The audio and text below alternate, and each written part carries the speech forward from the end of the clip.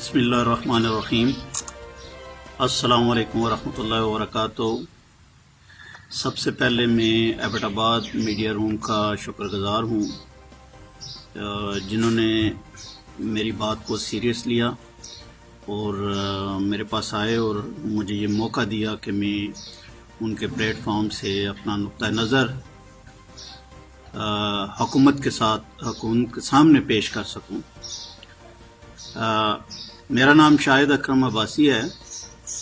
میں Pakistan international human rights کا KPK کا چیف کوآرڈینیٹر ہوں۔ کرونا پینڈیمک کے دوران آپ لوگوں نے دیکھا ہوگا اور محسوس کیا ہوگا، کیونکہ جو میں بات کرنے والا ہوں اس کا براہ راست تعلق عام آدمی سے ہے۔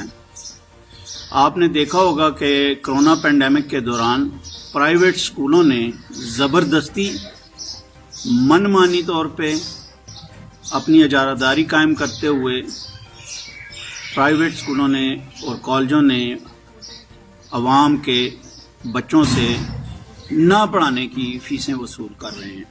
تیسرا مہینہ ہے۔ یہ بچوں کے ساتھ، پاکستان کے فیوچر کے ساتھ ہیومن رائٹس کی بدترین وائلیشن ہے۔ ہم اس کی مذمت کرتے ہیں۔ میری بات کرنے کے 3 حصے ہیں۔ سب سے پہلی بات تو یہ ہے کہ جتنے بھی پرائیویٹ اسکول یا کالجز ہیں، اگر فائنینشیل ایکسپرٹس آئیں دیکھیں تو ان کو پتہ چلے گا کہ پچھلے 10 سال 30 سال میں ان پرائیویٹ اداروں نے کروڑوں اربوں کے سرپلس کمائے ہوئے ہیں۔ ہر سال کا نیٹ پروفٹ آپ ان کا کیلکولیٹ کریں تو کروڑوں اربوں کا ان کا سرپلس نکلتا ہے۔ یہ کیسے ممکن ہے کہ ہزاروں لاکھوں کی فیسیں لینے والے جب ملک پہ مشکل وقت آیا ہے تو یہ اس غریب عوام سے جو کہ بے روزگاری کی دلدل میں ڈوب گئے ہیں، چاہے وہ ملک میں ہیں یا ملک سے باہر ہیں، آپ لوگ بخوبی جانتے ہیں کہ اس وقت پرائیویٹ سیکٹر میں بالخصوص، چاہے وہ ملک میں یا ملک سے باہر ہیں، بے پناہ بے روزگاری پیدا ہو گئی ہے۔ یہ لوگ جن کے 2 4 بچے ہیں، یہ کیسے فیسیں دیں گے؟ پرائیویٹ اسکولوں کے پاس کروڑوں اربوں کے سرپلس ہونے کے باوجود انہوں نے زبردستی فیسیں لی ہیں عوام سے اور لے رہے ہیں۔ اور مجھے تعجب ہے کہ وقت کے پرائم منسٹر، ایجوکیشن منسٹر، 4-5 وزرائے اعلیٰ اور بالخصوص چیف جسٹس آف پاکستان اور ہمارے جو چیف جسٹسز ہیں KPK کے، پنجاب کے، سندھ کے، بلوچستان کے، گلگت بلتستان کے، کشمیر کے، انہوں نے بھی کوئی ایکشن نہیں لیا، کوئی نوٹس نہیں لیا، کوئی سو موٹو ایکشن نہیں لیا گیا اس پہ۔ تو میں فائنانس کا بندہ ہوں بالخصوص بائی پروفیشن۔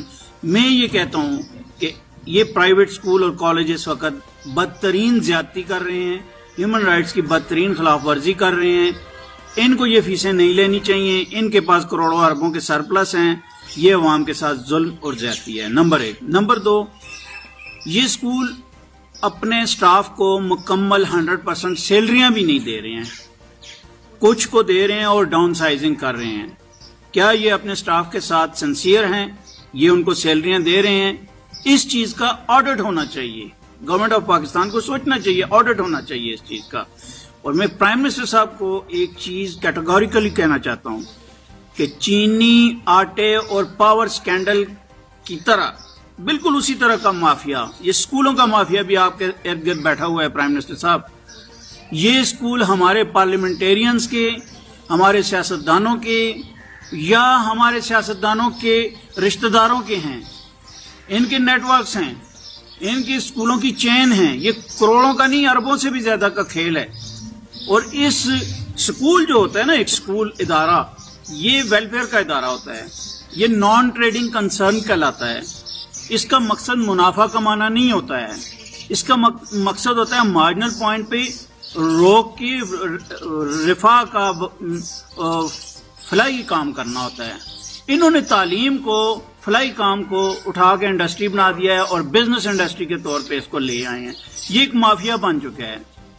اور میں پرائم منسٹر صاحب سے یہ اپیل کرنا چاہتا ہوں کہ آپ کے ارد گرد بیٹھے ہوئے یہ سیاستدان ایبٹ آباد کے لوگوں کو پتہ ہے کہ ایبٹ آباد میں کون کون سے بڑے لوگ ہیں جن کے اسکول کالجز ہیں، اور یہ لوگ جو پرائم منسٹر کے ارد گرد بیٹھے ہوئے ہیں، یہ کب پرائم منسٹر کو رائے دیں گے کہ بھائی فیسیں نہیں لیتے؟ ان کی تو تجوریاں خالی ہو جائیں گی، انہوں نے تو فیسیں لینی ہی لینی ہیں، انہوں نے تو پرائم منسٹر کو ڈس انفارم کرنا ہے، انہوں نے تو پرائم منسٹر کو غلط پٹی پڑھانی ہے، انہوں نے تو سیدھی بات ہی نہیں کرنی ہے عوام کے فیور کی۔ اسی لیے کہہ رہا ہوں کہ یہ پرائم منسٹر کو غلط انفارمیشن دے رہے ہیں، یہ ظلم اور زیادتی کر رہے ہیں۔ اور سب سے بڑی چیز یہ ہے، انہوں نے ایک اور ڈرامہ شروع کر دیا ہے آن لائن اسٹڈی کا۔ اب بتائیں 5 سال 6 سال 7 سال 8 سال کا بچہ جو ہے وہ لیپ ٹاپ کے اوپر بیٹھ کے کیسے آن لائن اسٹڈی لے سکتا ہے؟ اس کا لیپ ٹاپ ہینگ ہو جائے، انٹرنیٹ کا کنیکشن سلو ہو، وہ بچہ کس طرح سے اٹینشن دے کے فل اٹینشن دے کے ٹیچر سے لیکچر لے سکتا ہے؟ اس نے کراس کوسچن بھی کرنا ہے، کیا وہ بچہ سمجھ سکتا ہے؟ آپ لوگ بخوبی جانتے ہیں اس چیز کو، کس طرح سے چھوٹے معصوم بچے آن لائن لیکچر لے سکتے ہیں۔ یہ ڈرامہ نہیں تو کیا ہے؟ یہ ظلم نہیں تو کیا ہے عوام کے ساتھ؟ آن لائن اسٹڈی کے نام پہ ہم سے فیسیں لے رہے ہیں، شرم کی بات ہے، ان کو ڈوب مرنا چاہیے اس مافیا کو۔ اور میرے اگر 4 بچے ہیں، میرے الحمدللہ میں پرائیویٹ اسکولوں میں بچوں کو نہیں پڑھاتا کیونکہ میرا اعتماد نہیں ہے ان پہ۔ میرے 4 بچے ہیں، مجھے بتائیں کیا میں اپنے 4 بچوں کے لیے 4 لیپ ٹاپ 4 کنیکشن یہ سارا کچھ ایک عام آدمی افورڈ کر سکتا ہے؟ بالکل نہیں۔